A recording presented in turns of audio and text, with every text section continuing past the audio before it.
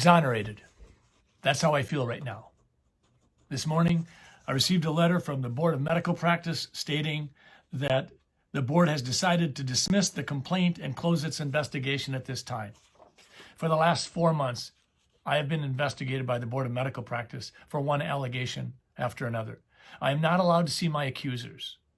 This recent dismissal was regarding me being a danger to public health because of a video I put on Facebook. My name is Scott Jensen. I'm a state senator and I'm a family doctor in Carver County. I've practiced for 35 years.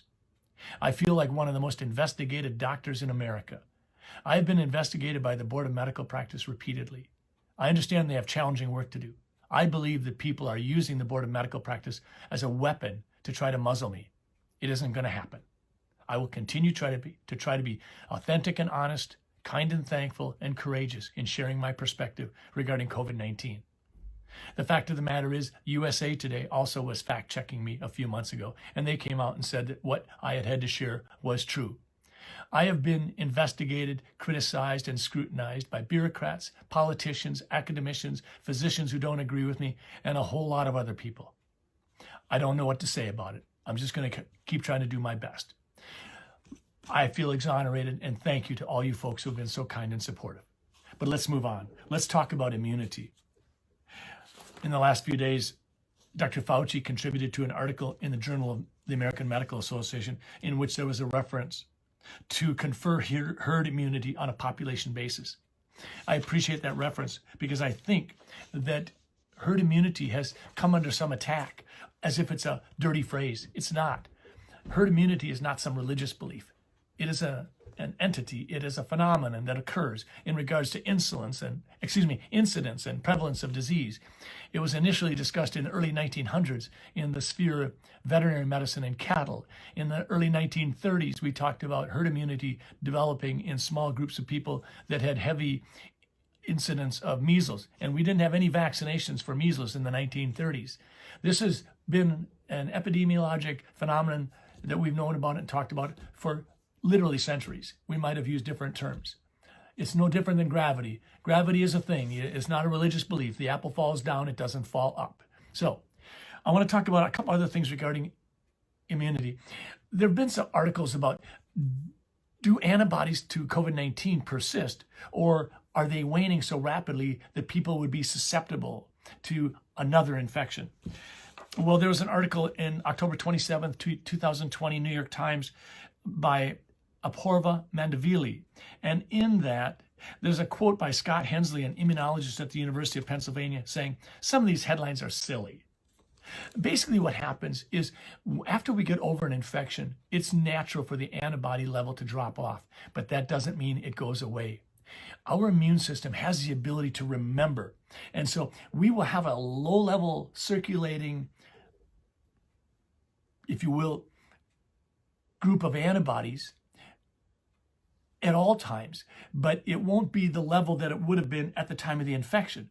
So if we get re-exposed to something, literally within hours or a day, our immune system can ramp up the antibody level and go and attack that viral particle or whatever, if you will, invader we're dealing with. I think it's also important to realize that a lot of people that are testing negative to antibodies could still have immunity to COVID-19, particularly in regards to cellular immunity. This is an area of immunity that's more difficult to test for. It's more expensive. It's more investigational.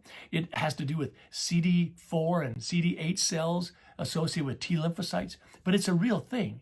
And then there's also the issue of, could we have, if you will, a disease resistance embedded within our immune system that we're not able to detect at all. So there's multiple arms of our immune system that are going to help us. But waning levels of antibodies doesn't mean that that person has lost the ability to protect themselves against a reinfection from COVID-19. I've been doing a lot of serology testing on my patients that have had COVID-19 3, 4, and 5 months ago. And I have yet to have had a patient not show IgG antibodies. I think of this gentleman, he's 85 years old, and he had severe COVID-19 requiring hospitalization in May, and he still has IgG antibodies. So I think that's important to remember. But I think this cellular immunity warrants more study, and we should pay attention to it. So when we think of immunity, let's remember antibodies, cellular immunity, some intrinsic disease resistance. These are all parts of what could be happening in our bodies, which is wonderful. In addition, I think it's important to realize that the fatality rate in hospitals when you're admitted to the hospital with COVID-19 has dropped dramatically. This is because I think physicians are teaching one another. We've learned a lot, and that's terrific. Physicians out on the East Coast have taught all of us a lot as to what works well and what might not work so well. We're getting an increasingly large, if you will, repertoire of outpatient therapies that can help people. So that's good news. So I just wanted to share some thoughts about immunity. I want to thank you for your support during my time of investigation from the Board of Medical Practice. We'll be in touch. Be well. Scott Jensen.